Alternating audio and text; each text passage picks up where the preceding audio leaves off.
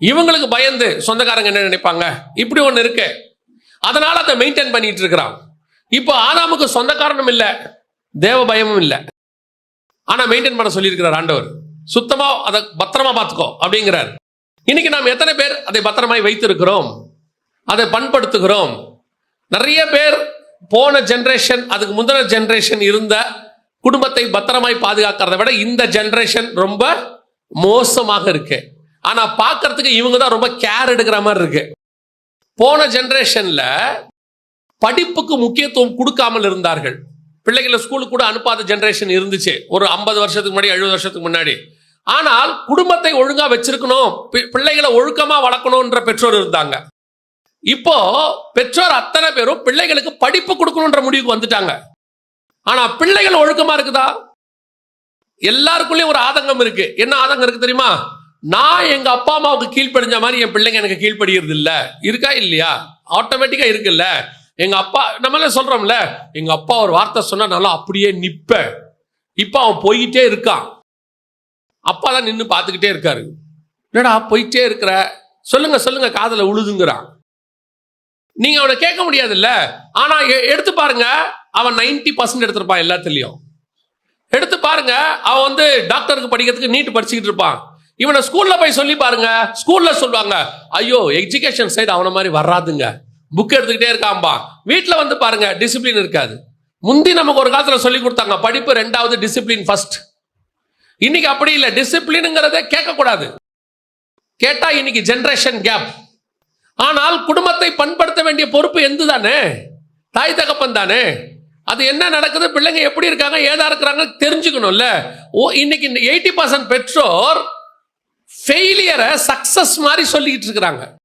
ஃபெயிலியரை success மாதிரி. என்ன ஃபெயிலியரை success மாதிரி சொல்லும் போதே சொல்றாங்க, என் பிள்ளைங்க என் பேச்செல்லாம் கேட்கறதே இல்லை. எங்கெங்க என் பேச்சை கேட்குது? ஃபெயிலியர்.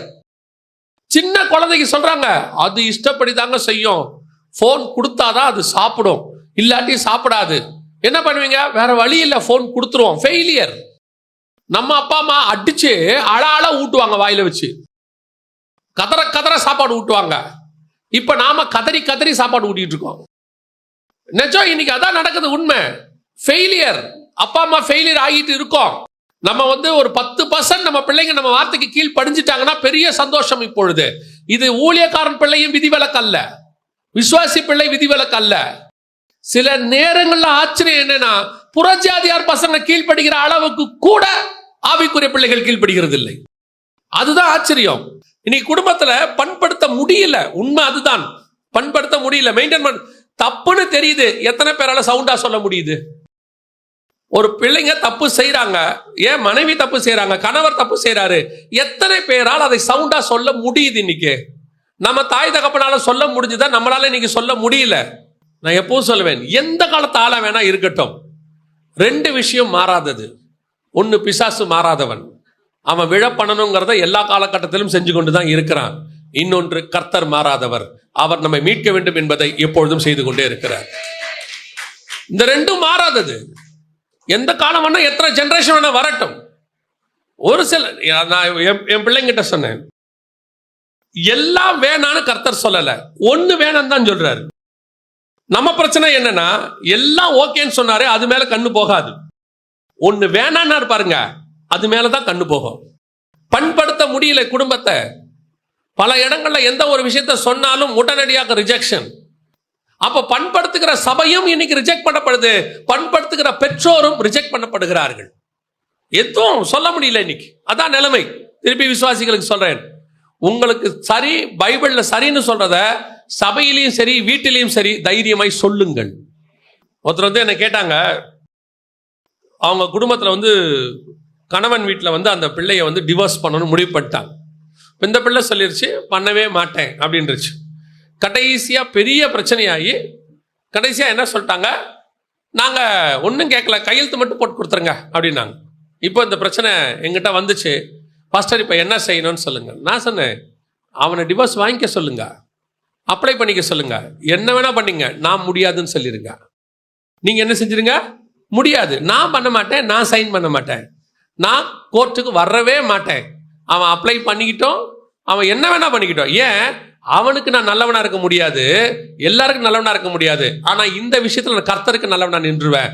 நான் அப்ளை பண்ணல ஆண்டவரே, எனக்கு இஷ்டம் இல்லை, எனக்கு கிடையாது. பிச்சுக்கிட்டு போறவன் போட்டோம், 1 Corinthians 7 போறவன் போட்டோம், அதை பத்தி எனக்கு கிடையாது. ஆனால் நான் கர்த்தருக்கு முன்பாகவாவது உண்மையாக நின்று கொள்ள வேண்டும். எல்லாருக்கும் முன்னாடி நல்லவனா நிக்க முடியுதோ இல்லையோ, அதைத்தான் சொல்றேன். பெற்றோருக்கும் நீங்கள் சொல்ல வேண்டியதை சொல்லிடுங்க. கேட்கறது கேட்காதது அவங்க இஷ்டம். நம்ம ஒரு லெவலுக்கு மேலதான். முந்தியெல்லாம் சொல்லுவாங்க தோளுக்கு மேல உயர்ந்துட்டா தோழன்பாங்க பசங்களை. இப்பெல்லாம் நடக்கும் போதே அது வேற மாதிரி இருக்கு. சில நேரங்களில் ஒப்படைச்சிடணும் ஆண்டவர்கிட்ட கொண்டு போயிட்டு. நம்ம அதுகிட்ட மல்லு கட்டினா ஆகாது, அதுகிட்ட போராடினா ஆகாது. இப்ப நான் வெறும் பெற்றோர் பிள்ளைகளுக்காக மட்டும் சொல்லல, பல நேரங்களில் குடும்பங்கள்ல இது ரொம்ப அதிகமாக இப்ப ஆகிக்கிட்டே போகுது. என்ன சொன்னாலும் கேட்காத ஒரு குரூப். சில நேரத்தில் நமக்கு என்ன தெரியுமா தோணுது, நம்ம கரெக்டா தான் பேசுறோமா, நம்ம பேசுறது அப்படியே ஆப்போசிட்டா புரிஞ்சுக்குது.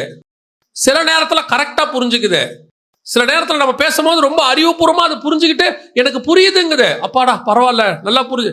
இதே மாதிரி இன்னொன்று பேசும்போது அப்போடைய நம்ம சொல்றதுக்கு ஆப்போசிட்டா, ஓ நீ என்ன நீங்க இப்படி சொல்ல வரீங்களா அப்படிங்குது. நமக்கு இது பைத்தியமா இருக்குதா, நல்லா இருக்குதா? சில நேரத்துல நல்லா புரிஞ்சுக்குது, சில நேரத்துல ஏன் இப்படி நமக்கு தோண மாட்டேங்குது, நம்மளால கண்டுபிடிக்க முடியல. பேசாம பிடிச்ச ஆண்டவர்கிட்ட கொடுத்துடணும்.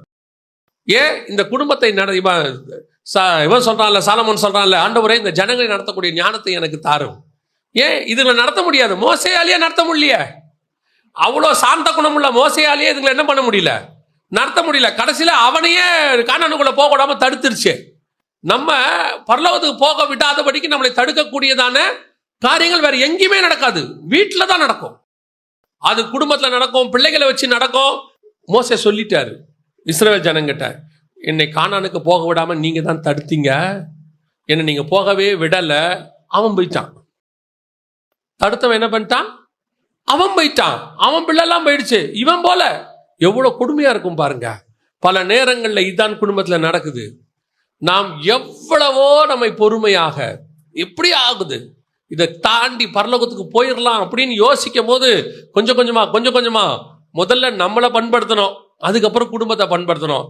நம்ம எப்படியாவது பண்படுத்தி வரலான்ட்டு கொஞ்சம் கொஞ்சமா மாறுறோம். ஆவியானவர்கிட்ட சுத்தி இருக்கிறது என்ன செய்யாது, மாற விடாது. நல்லா கவனிச்சு கொள்ளுங்க. குடும்பம் என்பது கர்த்தர் கொடுத்த மிக முக்கியமான ஒரு விஷயம்.